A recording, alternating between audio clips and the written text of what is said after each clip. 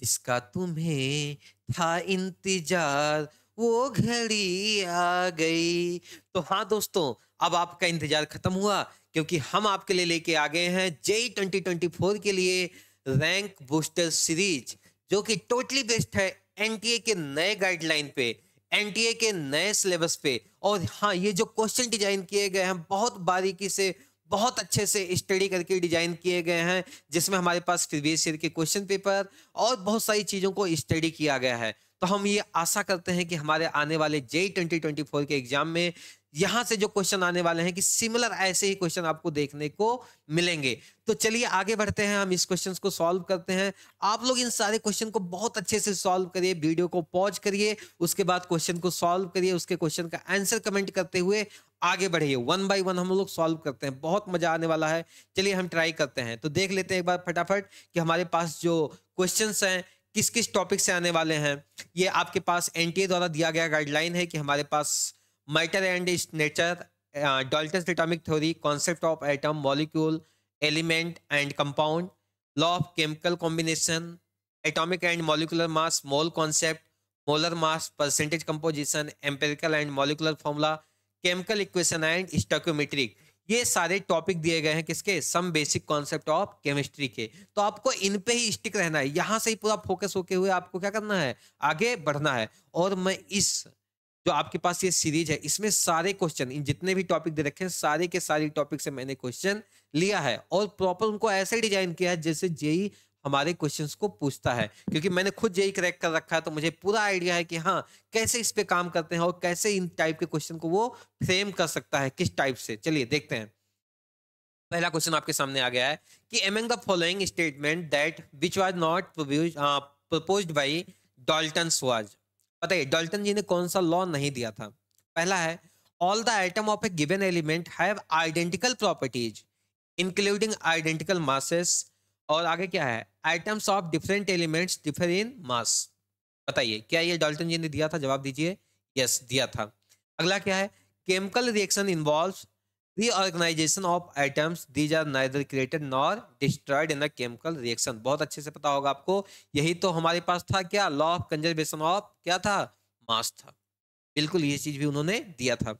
अगला है when gases combine or reproduced in a chemical reaction they do so in a simple ratio by volume provided all gases are at same temperature and pressure। भैया ये उन्होंने बिल्कुल नहीं बोला था, ये किसने बोला था आपके लिए, ये बोला था गे भैया जी ने, गे लुसैक्स, ये गे लुसैक्स लॉ है।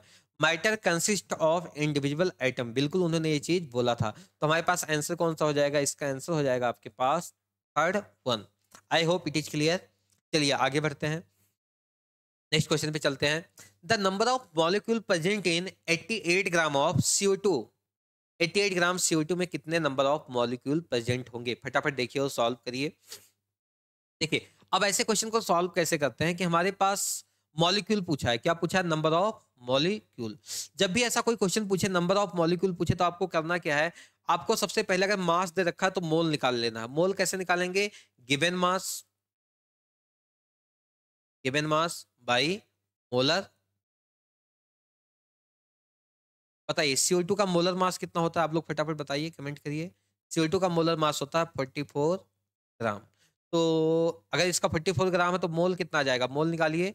गिवन मास कितना है 88, डिवाइड बाई कितना कर देंगे आप 44, तो इसके मोल आ जाएंगे 2 मोल। अब आप बताइए एक मोल में कितने हमारे पास मॉलिक्यूल आते हैं, एक मोल में हमारे पास आते हैं Na मॉलिक्यूल, यस और नो। एक मोल मॉलिक्यूल में Na मोल मॉलिक्यूल, तो बताइए हमारे पास 2 मोल मॉलिक्यूल में तो हमारे पास कितने आ जाएंगे, 2 इंटू Na मॉलिक्यूल आ जाएगा। Is that clear. तो इसका आंसर क्या आ जाएगा, 2 इंटू 6.023, सॉल्व कर लीजिए। 2 इंटू 6.023 इंटू 10⁻23, तो इसको सॉल्व करोगे तो अराउंड 12 के आसपास आ जाएगा, 10⁻23। तो इसको 1.0 समथिंग इंटू 10⁻24 भी लिख सकते हो। अच्छा ध्यान रखिएगा कि कभी कभी यहाँ पे नंबर ऑफ मॉलिक्यूल ना पूछ के हमको पूछ लेता है मास देके, क्या पूछ लेता है, नंबर ऑफ आइटम भी पूछ सकता है, नंबर ऑफ आइटम। तो ऐसे क्वेश्चन में कैसे दिमाग लगाएंगे, ध्यान दीजिएगा। आपको करना क्या है, मान लीजिए हमारे पास CO2 का एक मॉलिक्यूल है, तो इसके अंदर अगर एक मॉलिक्यूल CO2 का है तो इसके अंदर कार्बन आइटम कितने हो जाएंगे, एक ऑक्सीजन आइटम कितने हो जाएंगे हमारे पास, दो। ऐसे ही मान लीजिए CO2 का हमारे पास दो मॉलिक्यूल है तो कार्बन के कितने आइटम हो जाएंगे बोलिए, ये दो हो जाएगा, ऑक्सीजन का कितना हो जाएगा, चार। अगर हमारे पास मान लेते हैं कि हमारे पास CO2 का Na मॉलिक्यूल है तो इसका कितना हो जाएगा, 2Na। और ये कितना हो जाएगा, अच्छा अगर ये Na है तो ये कितना हो जाएगा, ये भी Na हो जाएगा। और ये कितना हो जाएगा हमारे पास, इसका नीचे वाले का जवाब आ जाएगा 2Na। तो ऐसे आपको यहाँ पे दिमाग लगाना होगा। आई होप इट इज क्लियर। चलिए नेक्स्ट क्वेश्चन पे चलते हैं। The largest number of molecule present इन, आपके पास ऑप्शन दे रखा है ABCD, आपको बताना है कि सबसे ज्यादा नंबर ऑफ मॉलिक्यूल किस में है। चलिए सॉल्व करिए, ट्राई करिए इस क्वेश्चन को। तो कैसे ट्राई करेंगे, ध्यान दीजिएगा, क्योंकि आपको मॉलिक्यूल पूछ रखा है। देखिए यहाँ पे एटम भी आ सकता था, लेकिन अब वो एटम पूछ लेता तो क्वेश्चन बहुत बड़ा बन जाता। तो वो मॉलिक्यूल पूछ के ही आपको निपटा दिया है। तो देखिए कैसे सॉल्व करेंगे। आपको सबसे पहले मोल निकाल लेना है। जैसे ही आप मोल फाइंड आउट करेंगे तो जिसके नंबर ऑफ मोल ज्यादा होंगे, जिस मॉलिक्यूल के नंबर ऑफ मोल ज्यादा होंगे, उसके नंबर ऑफ मॉलिक्यूल भी ज्यादा हो जाएंगे। तो हम यहाँ पे डायरेक्ट कंपेयर करेंगे किससे, नंबर ऑफ मोल से। आइए करते हैं। ए ऑप्शन में देखिए कितने मोल आ जाएंगे, यहीं पे सॉल्व कर लेते हैं। वाटर का मोलर मास निकालिए सबसे पहले, कितना होता है 18 ग्राम, सबका लिख लीजिए। CH3OH का कितना हो जाएगा, इसका 12, इसका 3, इसका 16 प्लस इसका 1, काउंट करिए 15, ये अराउंड आ जाएगा 32 ग्राम के आसपास। ठीक है, इसका कितना हो जाएगा हमारे पास 44 ग्राम, याद होगा आपको। इसका निकाल लीजिए कितना आ जाएगा, नाइट्रोजन 14 इंटू 2 प्लस 16 इंटू 5, तो कितना आ जाएगा, ये आ जाएगा 80 प्लस 28, तो अराउंड आ जाएगा ये 108 G। तो आइए अब फटाफट क्या करते हैं, इन सबके मोल चेक कर लेते हैं, साइड में मोल निकाल लेते हैं। मोल कितना आ जाएगा इसका 34/18 मोल। इसका मोल कितना आ जाएगा यहाँ पे निकालिए 46/32 मोल। इसका कितना आ जाएगा, इसका मोल निकालिए 28/44 मोल। इसका आ जाएगा हमारे पास 54 बाई, ऐसे ही क्वेश्चन को आपको सॉल्व करना है वहां पे भी 108 मोल। तो ये मार्केट से तो ये दोनों पहले ही निकल गए, क्योंकि इनका लेस देन 1 मोल आ चुका है, तो इसको हटा दो, ये तो कम मोल पहले ही आ गया। अब कंपटीशन बचा इन दोनों में, तो ध्यान दीजिएगा, अगर हम इसमें दो ऐड कर दें 34 में, तो अराउंड हो जाएगा 36। तो ये अराउंड जो आएगा आंसर आएगा 2 के आसपास आएगा, 1 पॉइंट समथिंग आएगा, 2 के आसपास आएगा। लेकिन ये 2 से बहुत छोटा आने वाला है, 1 पॉइंट समथिंग आएगा लेकिन 2 से बहुत छोटा आएगा। तो आपका आंसर कौन सा आ गया, answer is a. I hope clear. आपको वहां पे सॉल्व नहीं करना है कि नहीं हम तो एग्जैक्ट डेटा ही निकालेंगे, हमारे पास भाई, मेरे पास बहुत ज्यादा माइंड, हम कैलकुलेट करके ही रखेंगे, ऐसा नहीं करना। अपने को बस देखना है जितना हो सके अपने कम समय में अपने को मैक्सिमम चीजें करना है। Are you getting my point. अच्छा हाँ, एक चीज और, अगर दोस्तों अभी तक आप लोगों ने इस चैनल को सब्सक्राइब नहीं किया तो please subscribe to my YouTube channel, क्योंकि हमारे इस कंटेंट के पीछे जो हमारी टीम है बहुत मेहनत कर रही है, तो उनको भी थोड़ा मोटिवेशन चाहिए। तो आप इस चैनल को लाइक भी करें, सब्सक्राइब भी करें और दोस्तों के साथ शेयर भी करें और कमेंट भी करते रहें, ताकि हम लोगों का मोटिवेशन बढ़े और इस टाइप के आपके लिए क्वेश्चन बनाते रहे और डेडिकेशन के साथ पूरी टीम काम करते रहे। चलिए नेक्स्ट क्वेश्चन पे चलते हैं। क्वेश्चन नंबर हमारे पास 4 आ गया है। 8 gram of O2 has the same number of molecule as, बहुत अच्छा क्वेश्चन है, बहुत प्यारा क्वेश्चन है। चलिए आप लोग फटाफट ट्राई करिए इसको। चलिए सॉल्व करते हैं, सॉल्यूशन देखते हैं इसका। बोला है कि 8 ग्राम ऑफ O2, तो हमारे पास 8 ग्राम किसका दे रखा, O2 का। तो बोला कि जितने नंबर ऑफ मॉलिक्यूल इसके पास है, फिर मॉलिक्यूल की ही बात कर रहा है, जितने नंबर ऑफ मॉलिक्यूल इसके पास है 8 ग्राम O2 के पास, सेम किसके पास होंगे। तो हम निकाल लेते हैं पहले 8 ग्राम O2 के पास कितने मॉलिक्यूल होंगे। तो आपको पहला काम क्या बताया था, आप इसका मोलर मास निकाल लो। मोलर मास कितना आ जाएगा O2 का, 32 ग्राम। ठीक, अब क्या करना है अपने को, पहला काम तो हो गया, अब मोल निकाल लेना है O2 का। मोल कितना आ जाएगा 8/32, given mass by molar mass कितना आ जाएगा, ये 1/4 मोल आ जाएगा।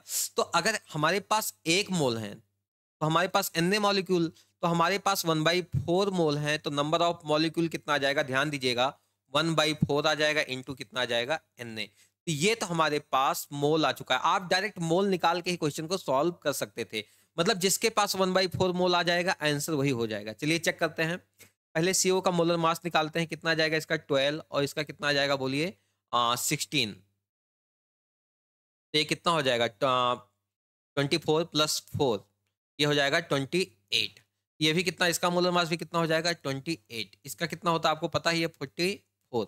इसका भी कितना होता है 44। चलिए सबका हम क्या चेक कर लेते हैं, मोल चेक कर लेते हैं। बताइए कितना आ जाएगा 7/, 28 कितने मोल आ जाएंगे? 1/, अरे वाह, ये तो पहला ही आंसर आ गया, 1/4 मोल आ जाएगा। मतलब यही आंसर आ जाएगा। बट एक बार चेक कर लेते हैं, 14/28 ये हाफ मोल आएगा। ये कितना आ जाएगा? ये 44 है, तो ये कितना आ जाएगा आपके पास? 14/44 नहीं आएगा। ये कितना आ जाएगा? 12/44, ये भी नहीं आएगा। तो answer is our A. I hope it is clear. आगे बढ़े, नेक्स्ट क्वेश्चन पे चलते हैं। 5वां नंबर क्वेश्चन है, the number of Ca2+ and Cl- ion present in anhydrous CaCl2 is 3.01 into 10 raised to power 23 and 6.023 into 10 raised to power 23 respectively. The weight of the anhydrous sample is। बहुत प्यारा question बन गया आपके पास ये। चलिए try करिए इसको। चलिए सॉल्यूशन देखते हैं कि कैसे सॉल्व करेंगे आप लोग इस क्वेश्चन को। बोला नंबर ऑफ Ca2+ आयन, देखिए ध्यान दीजिएगा, Ca2+ आयन के हमारे पास नंबर दे रखा है। कितना नंबर दे रखा है? दिस वन, ये Ca2+ का है। और Cl- का कितना दे रखा है? दिस वन Cl- का। तो अगर आपको नंबर दे रखा हो तो मोल पहले निकालिए। मोल निकालने का फॉर्मूला क्या होता है बोलिए? गिवन नंबर, अगर नंबर दे रखा हो, given number divide by Na, divide by Na। तो गिवन नंबर कितना है यहाँ पे?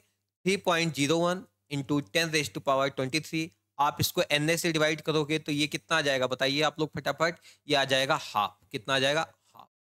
अब दूसरे को देखते हैं, Cl- को देखते हैं। Cl- को देखेंगे हम लोग तो कितना आ जाएगा? गिवन नंबर 6.023 और 10⁻23 डिवाइड बाई कितना करना आपको? Na। तो बताइए आंसर कितना आ जाएगा इसका? ये आ जाएगा 1। कितना आ जाएगा? 1 मोल। तो इसका मतलब अगर आप देखिए ना, अगर हम पूरा CaCl2 लेते हैं, CaCl2 लेंगे तो इसके अंदर Ca का कितना मोल आएगा? 1 मोल। 1 मोल आएगा Ca का। और Cl- का कितना आएगा यहाँ पे? यहाँ पे आएगा 2 मोल। बट आपके पास आना कितना चाहिए? ये हाफ आना चाहिए। कितना आना चाहिए? हाफ। और ये कितना आना चाहिए? 1। तो थोड़ा दिमाग लगाओ कि अगर हम इसमें इसमें हम हाफ से मल्टीप्लाई कर दें तो क्या हमारे पास जो कंडीशन बनना चाहिए था वो कंडीशन बन जाएगा क्या? आपके पास यही कंडीशन तो चाहिए हाफ मिलाने मल्टीप्लाई करने से।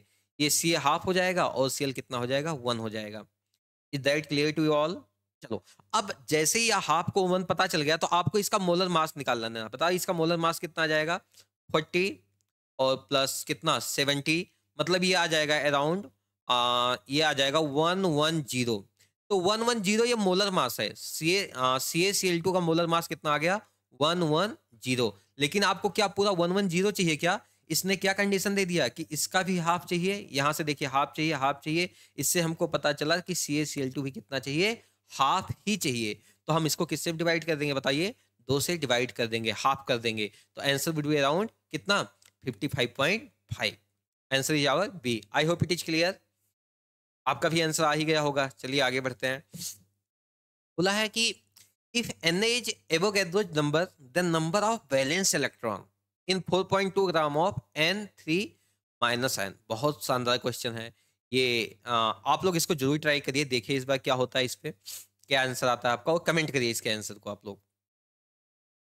हाँ, पहले कमेंट करिए उसके बाद आंसर चेक करिए। क्वेश्चन को कैसे आप लोग सॉल्व करोगे? सबसे पहले हम एक काम करते हैं, हम N3- यहाँ पे लिख लेते हैं। बताओ नाइट्रोजन के बैलेंस सेल में कितने इलेक्ट्रॉन होते हैं? एटॉमिक नंबर बताइए आप लोग। नाइट्रोजन का कितना होता है? 7। तो 2 होता है कॉमा 5। लेकिन अगर N3- है तो इसके पास बैलेंस इलेक्ट्रॉन कितने हो जाएंगे? 2 और ये 8। मतलब हमारे पास 8 बैलेंस इलेक्ट्रॉन होते हैं N3- के ऊपर। तो हमारे पास एक पहला काम क्या करना है ना कि 4.2 ग्राम N3- आयन दे रखा है। तो पहले नंबर ऑफ मोल निकाल लो। बताओ नाइट्रोजन का मोलर मास कितना होता है? आपको पता है नाइट्रोजन का मोलर मास होता है 14। तो मोल कितने आ जाएंगे? आपको सिंपली मोल निकाल लेना है, 4.2 डिवाइड बाई 14। तो अराउंड आ जाएगा कितना? हाँ, 0.3 मोल आ जाएगा। ओके, तो अब आपके पास N3- के मोल कितने हैं? 0.3 मोल हैं। ये चीज समझ में आ गया? 0.3 मोल है। अब आपको ये पता है कि हमारे पास एक N3- में कितने बैलेंस इलेक्ट्रॉन? बताइए। 8 बैलेंस इलेक्ट्रॉन होते हैं। तो इतने मोल में कितने बैलेंस इलेक्ट्रॉन आ जाएंगे? तो सीधे आपका यहाँ पे आंसर आ जाएगा। मैं यहाँ पे कर दे रहा हूँ इस लास्ट आंसर को। 0.3 और पहले Na से मल्टीप्लाई करोगे, इतने तो हमारे पास N3- आएंगे। और एक के पास कितने हमारे पास बैलेंस इलेक्ट्रॉन है बताइए? 8। तो 8 से आपको इसको क्या कर देना है? मल्टीप्लाई कर देना है। तो इसका आंसर आ जाएगा अराउंड, इसको सॉल्व करोगे तो 2.4 Na वुड बी आंसर। तो I hope it is clear. तो आपका आंसर क्या आ जाएगा? ए, 2.4। चलो आगे बढ़ते हैं, नेक्स्ट क्वेश्चन पे चलते हैं। If a mixture containing 3 mole of hydrogen and 1 mole of nitrogen is converted completely into ammonia, the ratio of initial and final volume under the same temperature and pressure। अब ये question आपके पास आ गया है कहाँ से? स्टोइकोमेट्री से आ गया है। तो चलिए क्वेश्चन को सॉल्व करिएगा। सॉल्यूशन देखिए कैसे सॉल्व करेंगे। सबसे पहले आपको इक्वेशन लिख लेना है, N2 plus H2 gives NH3।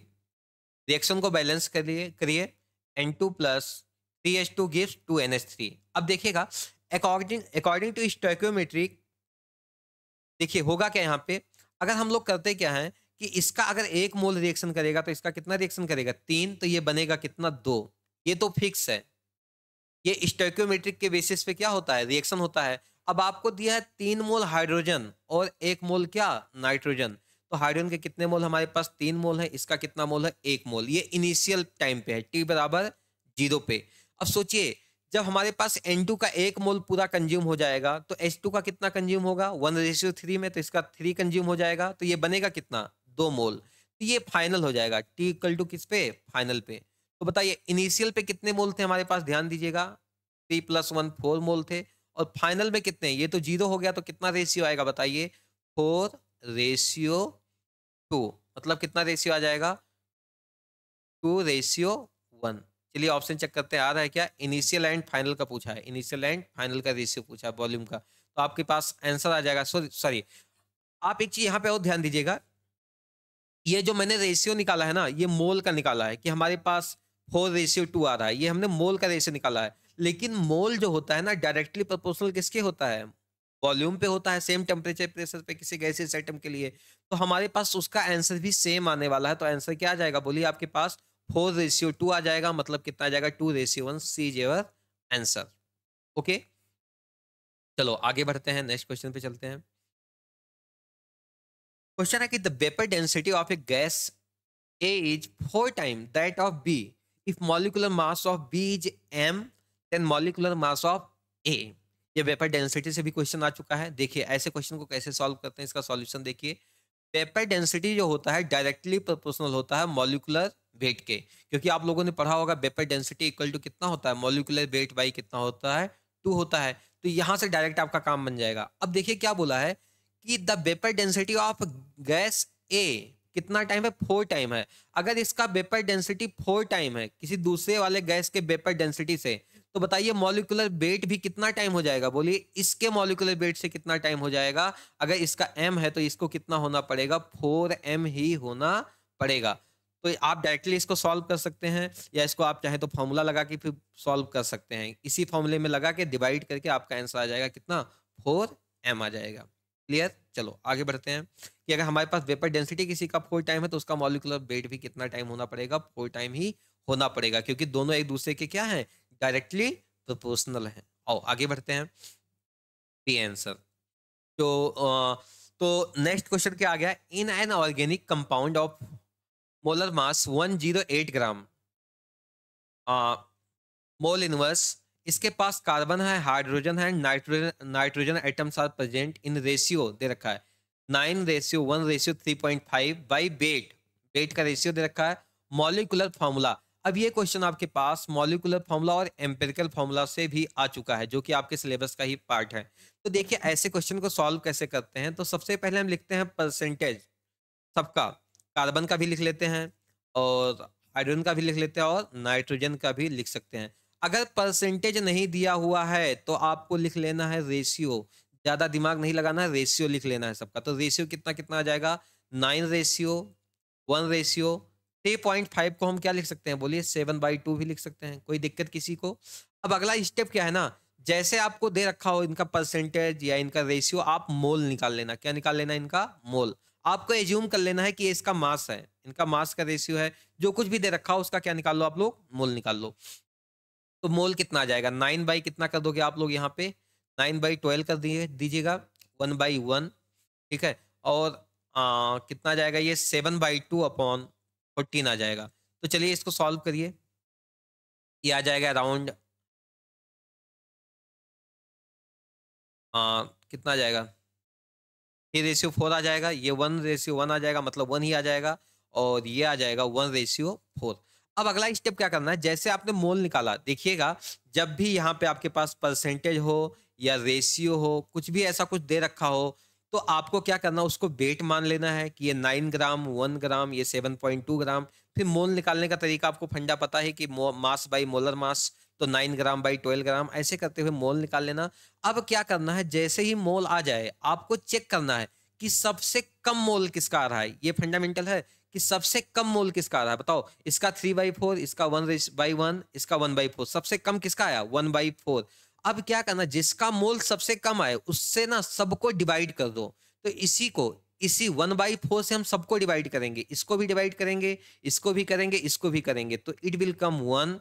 और ये कितना आ जाएगा बताइए, ये आ जाएगा 4, और ये कितना आ जाएगा, 3/4 डिवाइड बाई 1/4 मीन्स ये आ जाएगा 3। तो ये आपका आ गया एम्पेरिकल फॉर्मूला आ चुका है, ये आपका एम्पेरिकल फॉर्मूला आ चुका है। तो एम्पेरिकल फॉर्मूला आपके पास क्या आ जाएगा बताइए, C3 और H4 और N आ जाएगा। अब एक फॉर्मूला आपने और पढ़ा होगा कि empirical molecular formula mass equal to N into empirical formula, ऐसा पढ़ा होगा फॉर्मूला। तो बताइए, यहाँ पे मॉलिक्यूलर फॉर्मूला मास आपको दे रखा है कितना, 108, तो आप लिख लीजिए यहाँ पे 108। अब इसको आप सॉल्व करेंगे ना, तो नियर अबाउट ये आ जाएगा अराउंड 55 या 54 के आसपास आ जाएगा। तो मान लेते हैं कि यहाँ पे 55 आ गया है, तो इसको आप क्या करेंगे, डिवाइड करेंगे 1, तो n बराबर कितना आ जाएगा, नियर अबाउट आ जाएगा आपके पास 2, कितना आ जाएगा 2। तो अगला फॉर्मूला आपको क्या यूज करना है, नेक्स्ट फॉर्मूला आपको ध्यान दीजिए क्या यूज करना है, molecular formula equal to N into empirical formula.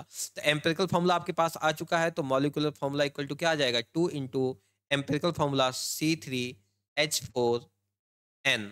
तो आंसर कितना आ जाएगा, C6H8N2। चेक करिए ऑप्शन कहीं मैच कर रहा है, यस पहला ऑप्शन मैच कर रहा है। तो ये आपका क्या हो जाएगा आंसर। ऐसे क्वेश्चन को सॉल्व करना है। आगे बढ़ते हैं, नेक्स्ट क्वेश्चन पे चलते हैं।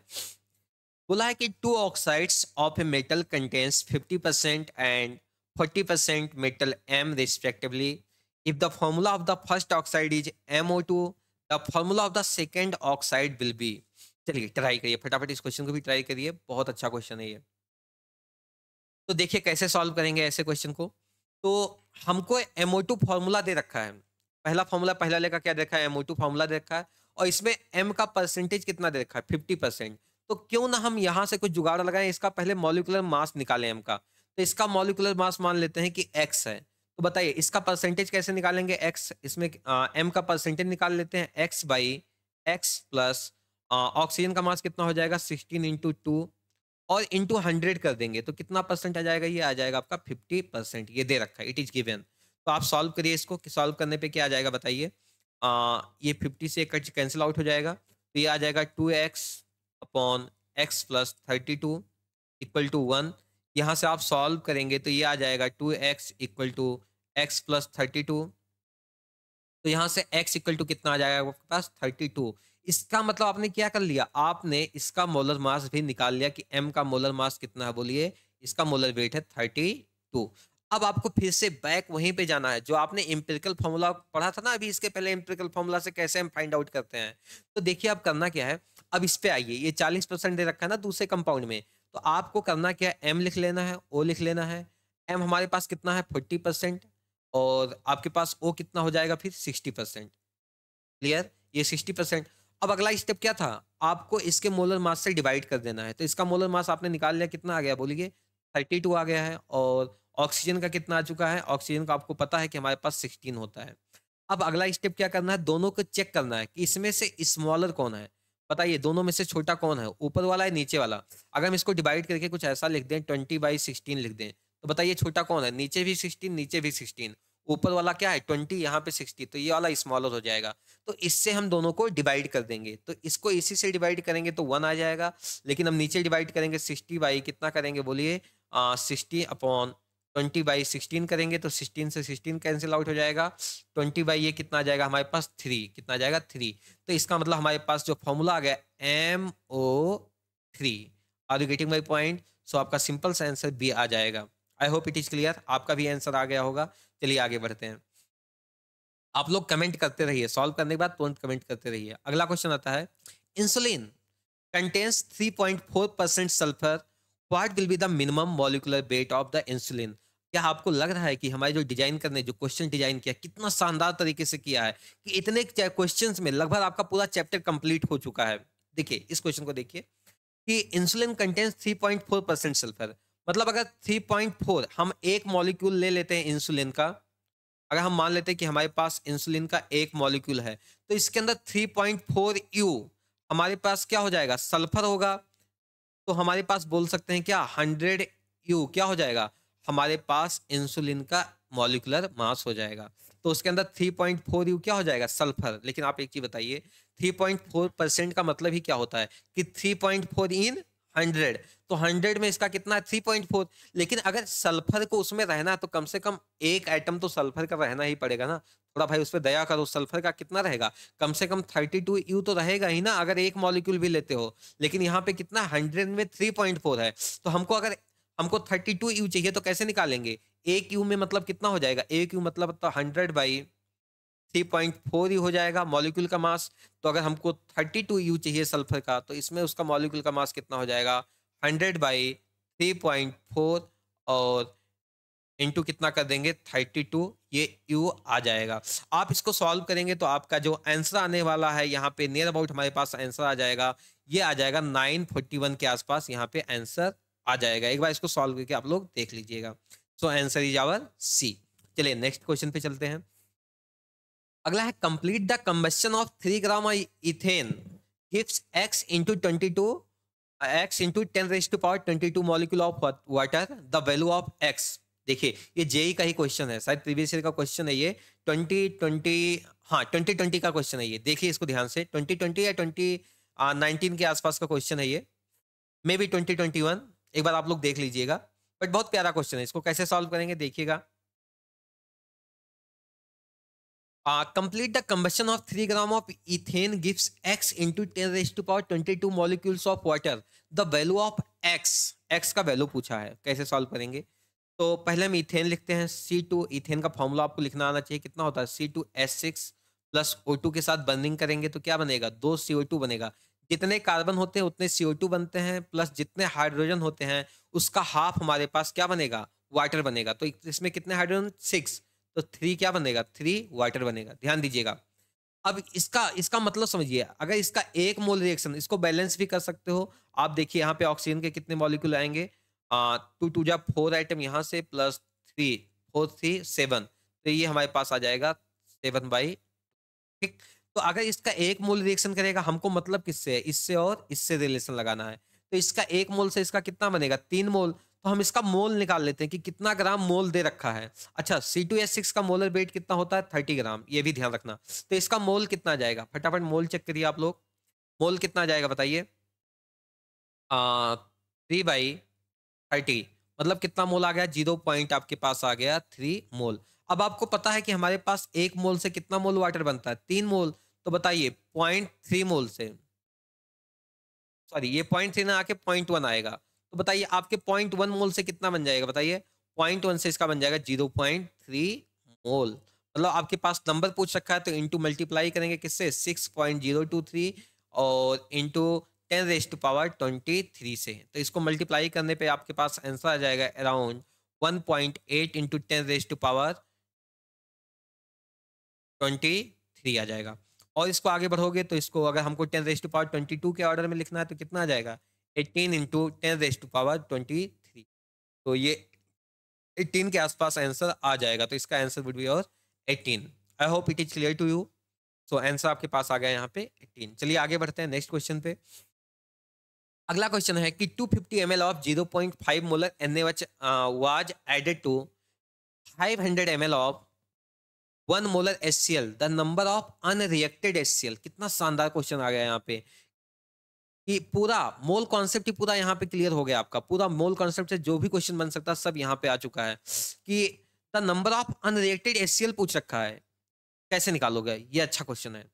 तो हम सबसे पहले नंबर ऑफ ग्राम इक्विवेलेंट निकालेंगे, क्योंकि जब रिएक्शन होता है ना, सब सबके number of gram equivalent same reaction करते हैं। तो कैसे करेंगे देखिएगा, N1B1 इक्वल टू क्या लगाओगे, N2B2, जो सेम रिएक्शन करने वाले हैं यहाँ पे। तो जिसका कम होगा उसके बेसिस पे पूरा रिएक्शन होगा। तो पहले वाले का कितना है, 250 इंटू 0.5, तो इसको सॉल्व करिएगा तो ये आ जाएगा 25, ये 125 के आसपास आ जाएगा। ये 125 मिलीमोल आ जाएगा, या मिली इक्विवेलेंट बोल सकते हैं। तो इसके मिलीमोल कितने आ गए, 125। अगले वाले का देखते हैं, ये किसके लिए था, ये NaOH के लिए है। अगला चेक करते हैं कि हमारे पास HCl का कितना आ जाएगा। इसको भी चेक कर लीजिए, 1 इंटू 500, तो इसका कितना आ गया, 500 मिलीमोल। अब देखो दोनों के ग्राम इक्विवेलेंट हमेशा सेम रिएक्शन करते हैं, तो बताओ मिनिमम वाले से काम होगा कि मैक्सिमम वाले से, जो आपके पास कम अमाउंट में है। मतलब ये 125 मिलीमोल इसके रिएक्शन किससे करेंगे, बोलो, इसके 125 मिलीमोल से तो पूरा रिएक्शन करके खत्म कर देंगे इसको।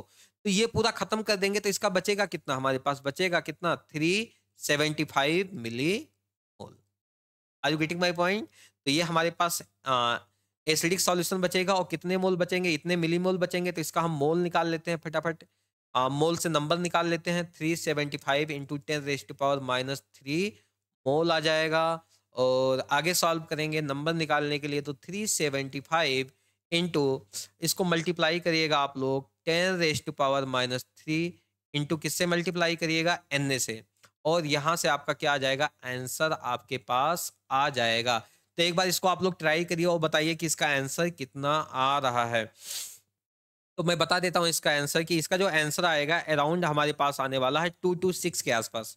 जब आप लोग मल्टीप्लाई करेंगे 375 इंटू 6.023 इंटू 10⁻³ इंटू 10⁻23, इसको मल्टीप्लाई करेंगे तो ये अराउंड आपके पास आंसर आ जाएगा। इसको सॉल्व करने पे 226 इंटू 10⁻21। सर आप सॉल्व करके एक बार देख लेना। चलिए ठीक है, आपको यहाँ तक क्लियर। तो इसका आंसर कितना आ जाएगा, 226। Is that clear. आगे बढ़ते हैं नेक्स्ट क्वेश्चन पे। इसका आंसर भी चेक कर लीजिए। हाँ, आंसर इसका सही आ रहा है, 226 आपके पास आंसर आ जाएगा। चलो अगला क्वेश्चन, डेंसिटी ऑफ ये NaOH सॉल्यूशन 1.2 ग्राम पर centimetre cube, the molarity of the solution. देखिए मोलरिटी, मोलरिटी, नॉर्मलिटी, ये सब पढ़ के जाना आपको। तो बोला कि मोलरिटी ऑफ दिस सॉल्यूशन पूछ रखा है, तो मोलरिटी कैसे निकालते हैं। तो आपके पास मोलरिटी का फॉर्मूला पता होना चाहिए। मोलरिटी का फॉर्मूला क्या होता है आपके पास, चलिए बताइए, मोलरिटी का फॉर्मूला क्या होता है, सभी लोग बताइए। मोलरिटी, इसका फॉर्मूला था mole of solute, mole of solute by क्या होता है, divide by mass of solvent. और किसमें, मास ऑफ सॉल्वेंट किसमें रखते हैं, किलोग्राम में। बताइए मोलरिटी का फॉर्मूला क्या होता है, mole of solute by volume of solution होता है इन लीटर। तो चलिए इस क्वेश्चन को सॉल्व करते हैं। सबसे पहले एक काम करते हैं कि जो डेंसिटी दे रखा है वहां से हम क्या निकाल सकते हैं। देखिए बोला है डेंसिटी दे रखा है NaOH सॉल्यूशन का, NaOH सॉल्यूशन का जो डेंसिटी है दे रखा है कि 1.2 ग्राम पर सेंटीमीटर क्यूब है। या हम बोल सकते हैं कि ये जो हो जाएगा हमारे पास 1200 ग्राम पर लीटर हो जाएगा। इसको कैसे ऐसे मैंने बोल दिया, क्योंकि 1 सेंटीमीटर क्यूब बराबर कितना होता है, 1 ml। ठीक है, तो अगर हमारे पास 1.2 ग्राम है 1 ml में, तो 1000 ml मतलब 1 लीटर में कितना हो जाएगा, 1200 ग्राम। अब आपको वाटर का डेंसिटी आपको पता है कि हमारे वाटर का जो डेंसिटी होता है ना 1 ग्राम पर ml होता है, 1 ग्राम पर ml। मतलब वाटर का डेंसिटी मतलब हम क्या मान के चलते हैं कि हमारे पास 1000 ग्राम वाटर होता है कितने में, 1 लीटर में। अब हम एक काम कर रहे हैं, जो 1 लीटर में ये 1200 ग्राम है ना, हम ये एज्यूम करके चल रहे हैं कि NaOH का यहाँ पे कोई वॉल्यूम नहीं है। तो अगर हमारे पास 1 लीटर, हमारे पास 1 लीटर का मास 1200 ग्राम है, तो इसका मतलब इसमें हमारे पास क्या होगा, ये ध्यान से देने वाली बात है यहाँ पे। यही क्वेश्चन आपको फंसाएगा कि अगर हमारे पास 1 लीटर, हमने क्या एज्यूम किया कि NaOH का कोई वॉल्यूम नहीं है, तो इसका मतलब 200 ग्राम हमारे पास कौन है, यहाँ पे NaOH है। और हमारे पास वाटर कितना हो जाएगा इसके अंदर, हमारे पास वाटर का मास हो जाएगा 1000 ग्राम। ये कौन हो जाएगा आपके पास, वाटर। तो अब सिंपल हो गया आपके पास मोलरिटी निकालना। बताओ मोल कितने आ गए NaOH के, NaOH के आपके पास मोल आ जाएंगे। अच्छा मैंने ऐसा क्यों किया, क्योंकि ये सॉल्यूशन का है, तो इसको मैंने क्या किया, अलग अलग कर लिया। तो NaOH का मोल कितना आ जाएगा आपके पास, बताइए, 200 बाई कितना कर दोगे 40, मतलब आपके पास 5 मोल आ गया। और मास ऑफ वाटर कितना है, वाटर का वेट कितना है आपके पास यहाँ पे, हमारे पास है 1000 ग्राम, मतलब 1 kg। डायरेक्ट आपका आंसर आ चुका है। मोलरिटी निकालने का फॉर्मूला आ चुका है, इसको स्मॉल m से रिप्रेजेंट करते हैं। मोलरिटी का फॉर्मूला आपके पास क्या आ जाएगा यहाँ से, देखिएगा, मोलरिटी का फॉर्मूला आ जाएगा 5/1, मतलब आंसर कितना आ जाएगा आपका 5। I hope it is clear to you. चलिए नेक्स्ट क्वेश्चन में आगे बढ़ते हैं हम। 5 मोलर आ जाएगा, इसका आंसर कितना आ जाएगा आपके पास 5। तो अगला है, the number of atoms in 8 gram of sodium is. देखिए, अब 8 ग्राम सोडियम में पूछा है कि नंबर ऑफ एटम्स कितने आ जाएंगे, बताइए। सोडियम की अगर हम बात करें तो Na का मोलर मास कितना होता है 23 ग्राम। तो बताइए कितना ग्राम दे रखा है, 8 ग्राम दे रखा है। तो 8 को किससे डिवाइड करेंगे, पहले मोल निकालेंगे, क्या निकालेंगे, मोल। 8 बाई कितना करेंगे 23। और नंबर ऑफ एटम पूछा है, तो नंबर ऑफ एटम के लिए क्या करेंगे बताइए। नंबर ऑफ आइटम के लिए इसके मोल 8/23 इंटू कितना कर देंगे 6.023 इंटू 10⁻23। तो अब इसको सॉल्व करिएगा तो ये 8/23 मतलब ये अराउंड आ जाएगा कितने 1/3 के आसपास आ जाएगा। 8/23 अराउंड कितना आ जाएगा, ये मान के चल सकते हो कि 1/3 के आसपास आपको आ जाएगा। और 3 से इसको फिर इसको डिवाइड करोगे तो अराउंड 2 के आसपास आ जाएगा। तो आप एग्जैक्ट आंसर निकालोगे तो इसका आंसर आ जाएगा कितना 2 इंटू 10⁻23। तो यहाँ पे इसका आंसर कितना आ जाएगा आपका 2 आंसर आ जाएगा। आई होप आपने काफी एंजॉय किया होगा, आपको बहुत मजा आया होगा इन सब वीडियो को देखने में। अगर आपको अच्छा लगा है तो जरूर कमेंट करें, लाइक करें, शेयर करें, सब्सक्राइब करें। और देखिए आपके लिए आ चुका है अगला क्वेश्चन जो आपको इसका आंसर कमेंट करना है। अगर आपने बहुत अच्छे से पढ़ाई कर रखा है तो जरूर इसका आप लोग आंसर क्लियर अच्छे से निकाल लोगे। एक बार आप लोग ट्राई करिए, कोशिश तो करिए एक बार इसका परफेक्ट आंसर निकालने का कि इसमें से लीस्ट मास किसका है। बहुत प्यारा क्वेश्चन है। तो आज के लिए हम लोग इतना ही रखेंगे। नेक्स्ट क्लास में इससे आगे कंटिन्यू करेंगे। Thanks for watching, thank you so much.